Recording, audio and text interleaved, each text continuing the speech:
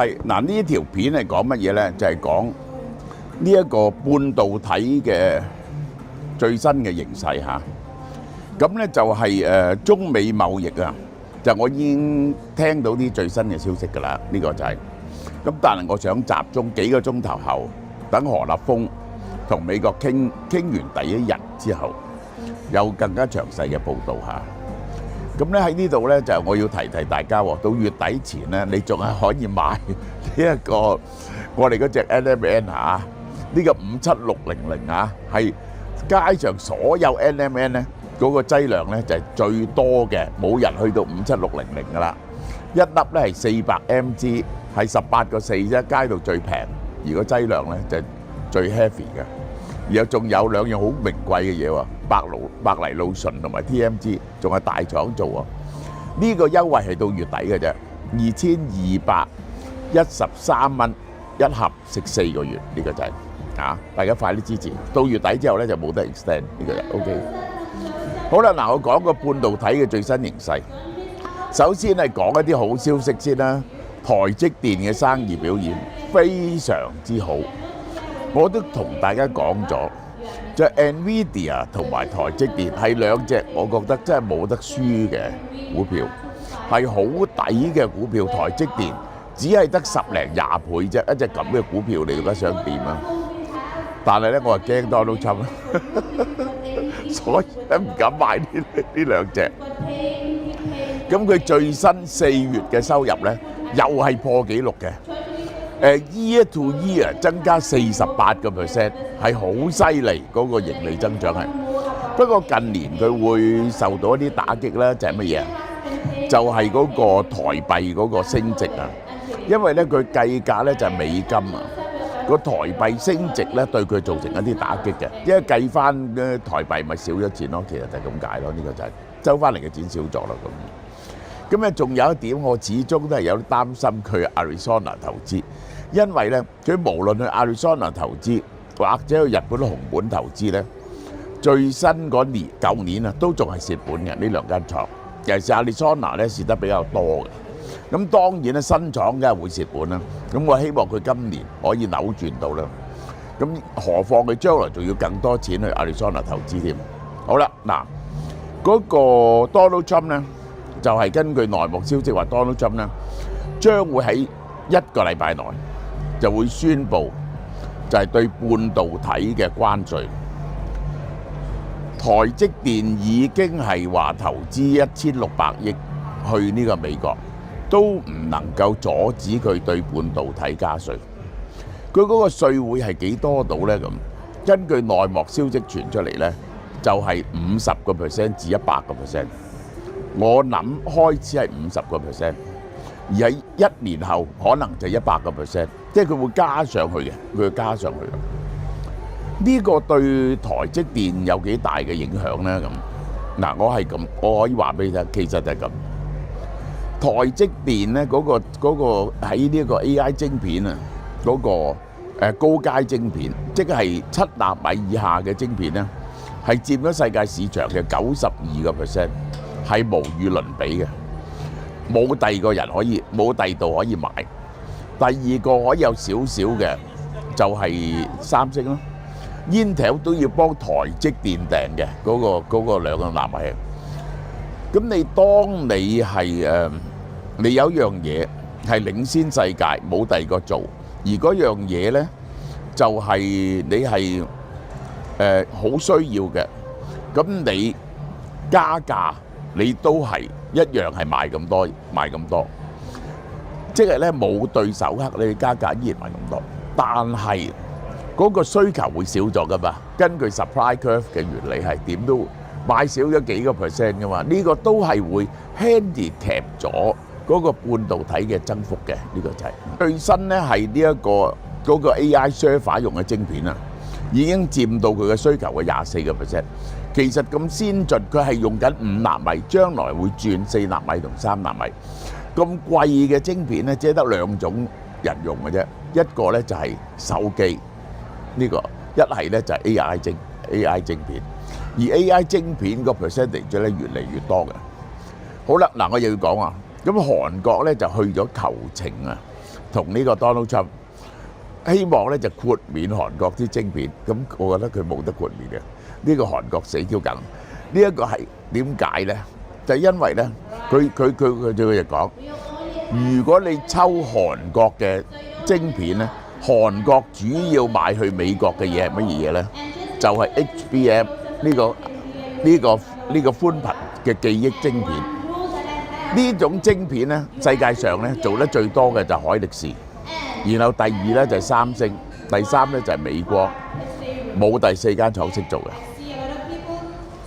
HBM3 以上，尤其是更係海力士同埋三星兩間做嘅啫，美光做唔做到我都懷疑。而呢啲晶片係一樣必須嘅嘢，佢係好貴嘅嘢，配落去呢個 NVIDIA 嘅 CPU 同 GPU server 嗰度嘅，呢個係佔咗好高嘅成本嘅，即係話如果你抽佢好貴嘅關稅，抽佢50%、100%咧，嗰啲 AI server 就會貴好多。呢個咧就阻礙咗呢一個 AI 晶片、AI 技術嘅先進。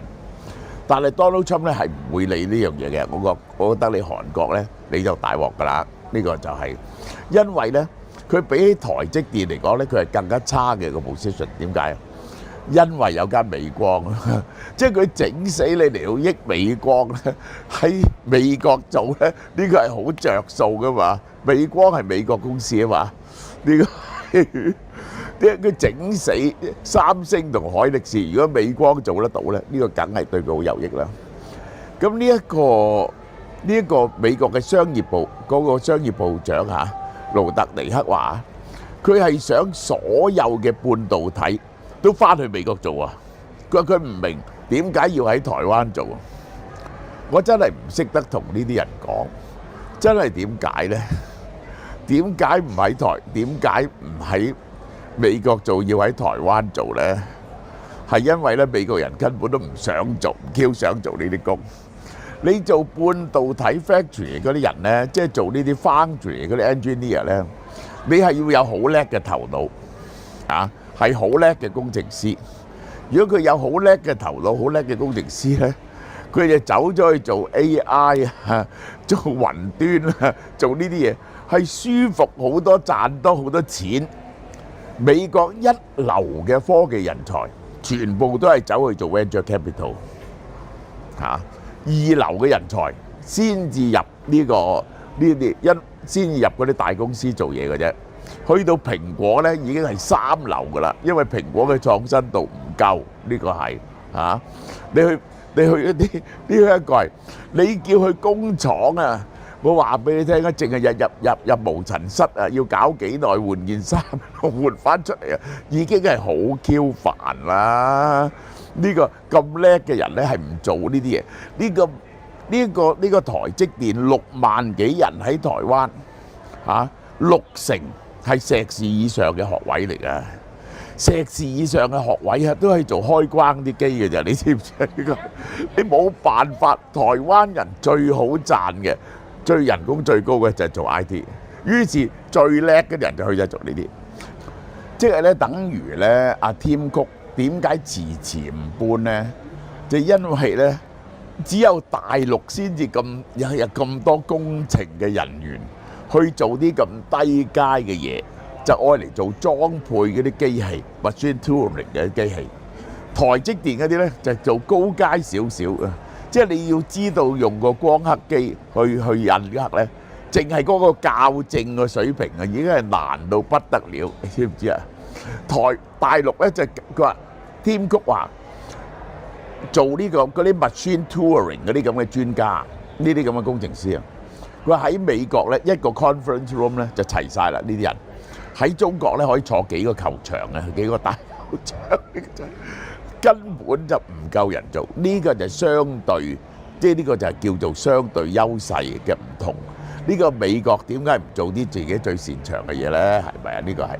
咁 anyway 咧，呢個半導體關稅一出咧，就係我覺得啊長遠嚟講咧，就係。短期內對台積電嘅業績咧係有幾個 percent 嘅影響，因為你如果加50% 關稅，咁點都係用少咗啲嘅，即係嗰個佢最終用喺個 iPhone 度，或者最終用喺個 MacBook 度用嘅人都係少咗嘅，用嘅人都係少咗啲嘅。喺美國咧就佔咗呢啲嘢嘅40% 度。如果美國人用少5% 咧，就少幾個 percent 咯。咁就唔講個貿易戰對於呢一個貿易戰對於嗰個世界經濟造成嘅疲累，而因此對於高階晶片嘅需求嘅減低，我即係已經係冇考慮呢樣嘢噶啦，係咯。嗱，仲有兩樣嘢咧，減價咧就減到月底就唔會再減噶啦。呢兩個嗰個特價，一個咧就係嗰個護肝素咧，呢個護肝素賣到98蚊，真係平到不得了。佢係有呢個水乳計數，呢個咧係根據藥典嚟講咧，對肝嘅保養非常好。同埋嗰隻乜嘢咧？嗰隻我介紹嗰隻洗頭水護髮素咧，同埋嗰個梳咧，個梳好好用。咁咧就係送活髮素咧，就送到月底，係決定唔會延遲噶啦，好嘛？頭先我仲講漏咗一樣嘢嚇，就係嗰個呢一個，你知拜登咧咪將啲 AI 晶片分為3等嘅，咁就係中國、俄羅斯嗰啲咧就冇嘅，18個國家咧就係可以自由去嘅，其他國家咧要申請配額嘅。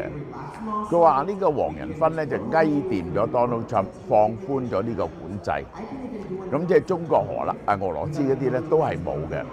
但啲中東國家咧就放寬咗個 AI 晶片嘅供應，所以 NVIDIA 嘅價錢咧近來咧係反彈咗嘅，呢個就係嚇。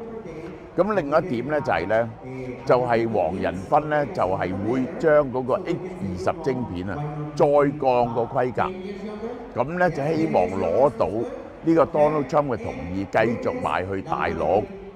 咁但係個 H20啊再降規格，係咪真係鬥得過即係華為嘅910D 咧、9100D 咧咁樣？咁我相信咧，如果黃仁勳做得咧，一定係有生意嘅，因為咧9100D 咧就係表面嗰啲數據好強，但係對於嗰個關於軟硬件嘅組合啊、實際嘅 training 嘅使用咧，仲係比唔上 NVIDIA。雖然一再降級。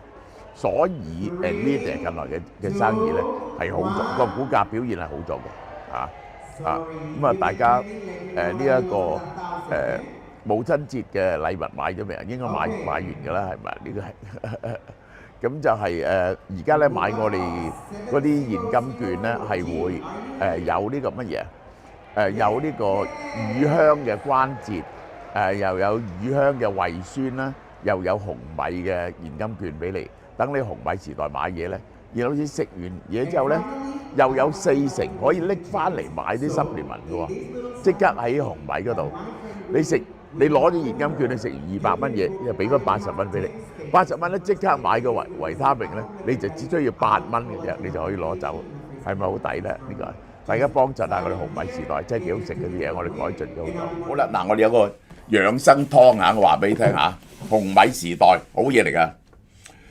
推出5款養生湯做湯飯，新品推介老火胡椒豬肚湯，胡椒香啊，豬肚係韓國豬肚，非常乾淨冇異味。生津紅棗椰子雞湯推出以嚟都反應劇烈，椰子湯清甜，2款就68蚊啊。王牌嘅鮑魚花膠冬菇滑雞湯。呢個唔使講啦，呢個好出名嘅呢隻嘢，我係未出我就已經食噶啦。食辣少少排毒咧，呢隻嘢我好中意啊！芫茜泡椒酸菜魚湯，韓國泡菜豚肉肉絲粉湯60蚊啫。以上嘅湯咧都配，你可以揀白飯米粉，又可以轉讚岐烏冬或者日本拉麵加3蚊。呢啲咁高嘅養生湯同埋湯飯咧，我哋真係好叻嘅啊！個地址喺邊？大家知道啦，呢個就係5間馬鞍山、沙田、慈雲山、新蒲崗、荔枝角，大家多多幫襯。